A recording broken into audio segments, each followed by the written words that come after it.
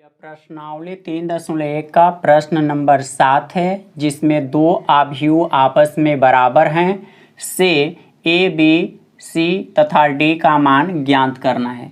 तो अगर दो आव्यूह आपस में बराबर हैं और उनकी कोटियां भी आपस में बराबर होती है तो उनके संगत अवयव भी आपस में बराबर होते हैं। तो यहाँ पहले आप चेक करिए कि इनकी कोटि आपस में बराबर है या नहीं। तो दो पंक्तियां हो गई और दो स्तंभ, इसमें भी दो पंक्ति दो स्तंभ, इसका मतलब तब इनके संगत अवयव भी आपस में बराबर होंगे। तो यहाँ पर लिख दीजिए हल।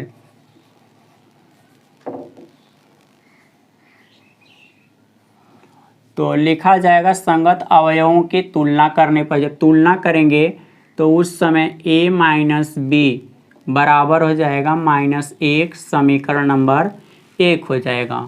दूसरा 2a प्लस सी इसके बराबर 5, समीकरण नंबर 2 हो जाएगा। इसके बाद यहाँ 2a माइनस बी इसके बराबर 0, समीकरण नंबर 3, और 3c प्लस डी बराबर 13, समीकरण नंबर 4। समीकरण 1 और 3 को अगर घटाते हैं तो b से b कैंसिल हो जाएगा। तो यहाँ लिख दीजिएगा समीकरण 1 माइनस समीकरण 3 से। तो समीकरण 1 को लिख लीजिए a माइनस बी बराबर -1, और समीकरण 3 में है 2a माइनस बी बराबर 0। अब आपको माइनस करना है, ये माइनस हो जाएगा प्लस माइनस, तो ये तो कैंसिल हो जाएंगे क्योंकि प्लस माइनस है। यहाँ घटाएंगे तो -a और इधर भी -1, तो इससे इसको कैंसिल कर देंगे, a बराबर 1 प्राप्त होगा।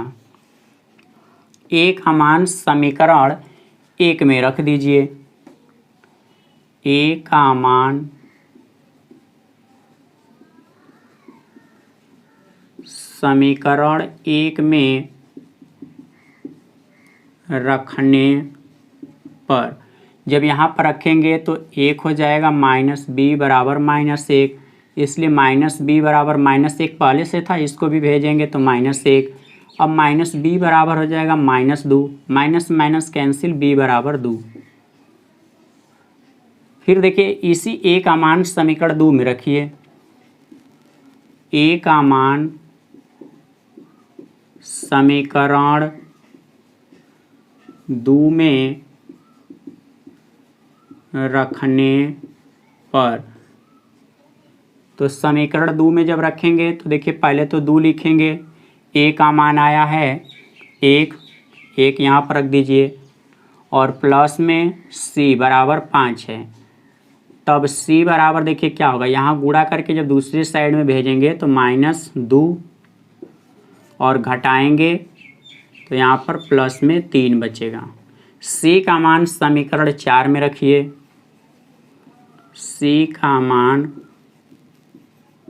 समीकरण 4 में रखने पर, जब यहाँ पर रखेंगे तो 3 गुणे 3 प्लस d बराबर 13, इसलिए d बराबर हो जाएगा 13। और ये देखिए 3 3 के 9, दूसरी साइड में भेजिए, फिर घटा दीजिए। यहाँ जब घटाएंगे तो 9 4 13 होगा, यानी d का मान जो आएगा वो 4 आएगा। इस प्रश्नावली का ये 8वां क्वेश्चन है। आव्यूह A दिया गया है, इस आव्यूह के अंदर इसका व्यापक तत्व लिखा गया है, और इस यहाँ पर लिखा गया आव्यूह के बाहर यम गुणे यन, यानी इस आव्यूह की एक कोटि बताई गई है। जहाँ पर इस आव्यूह का वर्णन किया गया है यह एक वर्ग आव्यूह है। तो यम यहाँ क्या है, पंक्ति है, और यन क्या है, स्तंभ, जबकि इस आव्यूह को क्या कहा गया है, वर्ग आव्यूह। तो आप जानते हैं वर्ग आव्यूह की परिभाषा बताई गई, जिसमें पंक्तियों और स्तंभों की संख्याएं क्या होनी चाहिए, समान।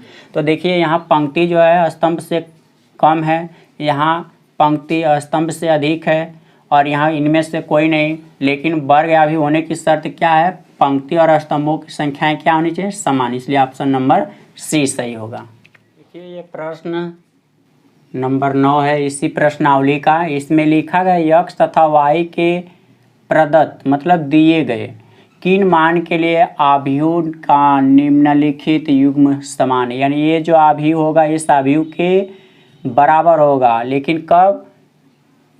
इस यक्स के कौन सा ऐसा मान को रखेंगे इनके अंदर कि ये बराबर हो जाएंगे। तो देखिए हम यहाँ बोला गया कि इनका मान ज्ञात कीजिए कि किसके लिए बराबर है, तो हम यहाँ से लिख देंगे हल, और हमने मान लिया कि ये बराबर हैं और इन्हीं को लेके हल करेंगे। अगर इसमें ऑप्शन मिल गया तो हम कह देंगे कि तब उसी मान के लिए ये आपस में बराबर हैं। तो आप देख रहे हैं कि यहाँ पर 3x प्लस 7 बराबर क्या हो जाएगा? 0, क्योंकि दोनों पंक्ति और स्तंभ में आव्यूह समान है। तो अगर आप यहाँ से x का मान निकालना चाहेंगे तो सबसे पहले तो +7 को दूसरी साइड में भेज दीजिए -7, इसलिए x बराबर, ये गुणा है तो इसके बटा में -7/3। देखिए x का मान ये कितना आ गया, एक जगह और x है तो इसको भी हल कर लीजिए। देखिए 2 - 3x, तो ये इसके बराबर हो जाएगा 4 के, इसलिए -3x बराबर, इसको दूसरी साइड में जब भेजेंगे तो 4 - 2 हो जाएगा, घटाएंगे तो 2 बचेगा, इसलिए x बराबर -3/2। तो देखिए यहाँ पर x का दो मान प्राप्त हो रहे हैं, और आप जानते हैं कि x का कोई एक ही मान होना चाहिए तभी तो होगा, ये संभव नहीं तो नहीं। वैसे भी और चल के चेक करते हैं हम लोग।